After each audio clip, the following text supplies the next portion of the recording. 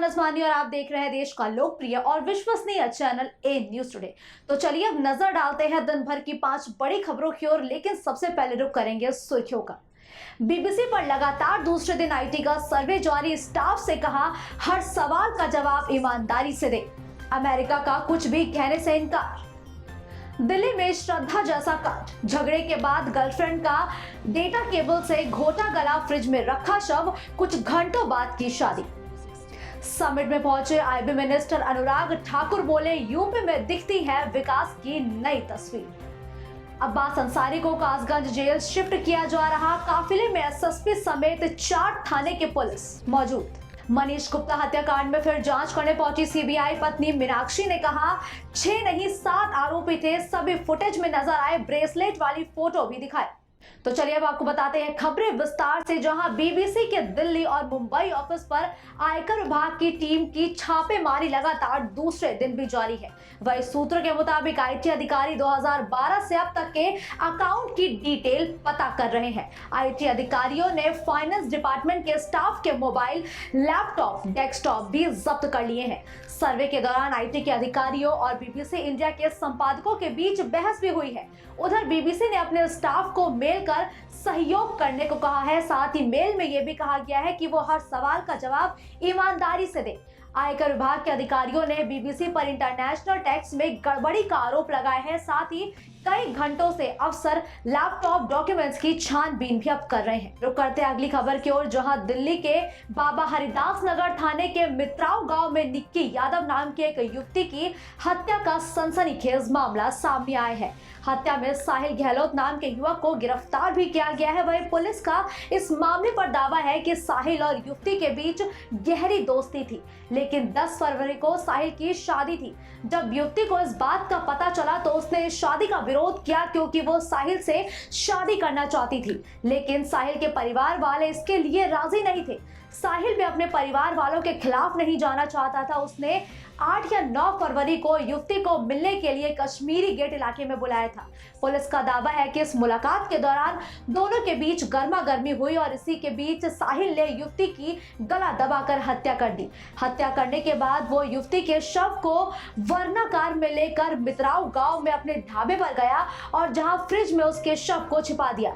हैरानी वाली बात यह है कि इस हत्या को अंजाम देने के बाद 10 फरवरी को साहिल ने शादी भी की और किसी को इस बात की भनक तक नहीं लगने दी कि उसने एक युवती की हत्या कर दी है। अगली खबर आपको बताते चले, जहां केंद्रीय खेल और युवा कल्याण राज्य मंत्री अनुराग ठाकुर ने जीआईएस को बड़ी कामयाबी बताते हुए सीएम योगी आदित्यनाथ को बधाई देते हुए कहा कि लखनऊ में पत्रकारों से बात करते हुए उन्होंने ये भी कहा है कि ग्लोबल इन्वेस्टर समिट में विभिन्न क्षेत्रों में रिकॉर्ड स्तर का निवेश आ रहा है। ये नए और विकासशील उत्तर प्रदेश की तस्वीर है।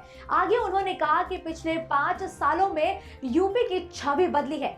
इस दौरान उन्होंने लखनऊ के नाम बदलने पर भी अपनी प्रतिक्रिया देते हुए क्या कुछ कहा है, चलिए आपको सुनाते हैं। फिल्मों की बात की गई, बुंदेलखंड की बात भी होती है, गोरखपुर की बात होती तो मथुरा की बात भी होती है, तो लखनऊ की लक्ष्मण जी की भी यहाँ की बात क्यों नहीं। मैं इसलिए कह रहा हूँ ये बात, उत्तर प्रदेश में बहुत कुछ दिखाने के लिए है और अभी तो दुनिया को बहुत कम दिखाया है। ये फिल्म जगत के माध्यम से, ओटीटी प्लेटफॉर्म्स के माध्यम से, डिजिटल प्लेटफॉर्म्स के माध्यम से आज ग्रामीण क्षेत्र में बैठा एक टैलेंटेड युवा, प्रतिभाशाली युवा अपने हुनर को इन प्लेटफॉर्म्स के माध्यम से दिखा पाएगा। 5G टेक्नोलॉजी जिसको मोदी जी लेकर आए हैं, अब तो उससे और बल मिल जाएगा। दुनिया का सबसे सस्ता डेटा भारत में मिलता है, 70 करोड़ इंटरनेट यूज़र भारत में हैं। तो आप देखिए, फिल्म की स्क्रीन से लेके मोबाइल की स्क्रीन तक करोड़ों दर्शक आपको देखने का इंतजार कर रहे हैं। आप अच्छा बनाइए और करोड़ों लोगों को दिखाइए। माफिया मुख्तार अंसारी के विधायक बेटे अब्बास अंसारी को कासगंज जेल शिफ्ट किया जा रहा है। एसपी समेत 4 थानों की फोर्स अब्बास की सुरक्षा में तैनात की गई है। उसे कैदी वाहन से बुंदेलखंड एक्सप्रेसवे से होते हुए कासगंज ले जाया जा रहा है। दरअसल चित्रकूट जेल के कमरे में पत्नी निखत के साथ अब्बास को पकड़ा गया था।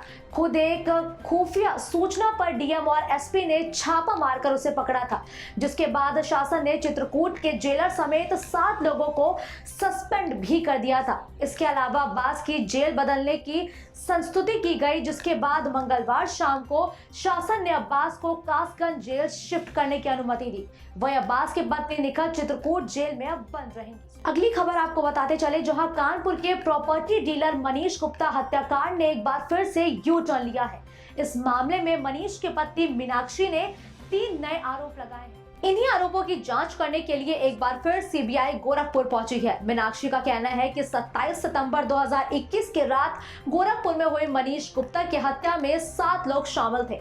घटना के वक्त घटनास्थल पर 6 पुलिस वालों के अलावा एक अन्य व्यक्ति भी वहां मौजूद था, जिसका फुटेज भी अब सामने आ चुका है। हालांकि पुलिस के अलावा वहां मौजूद व्यक्ति घटना में शामिल था या नहीं, सीबीआई इसी का सबूत जुटाने में लगी हुई है। वो होमगार्ड बताया जा रहा है। इसके अलावा सीबीआई पोस्टमार्टम रिपोर्ट में लगे मनीष की चोटों का भी सबूत जुटा रही है। हमारे इस बुलेटिन में फिलहाल के लिए इतना ही। उत्तर प्रदेश और देश की तमाम बड़ी और ताजा तरीन खबरों के लिए आप देखते रहिए ए न्यूज़ टुडे।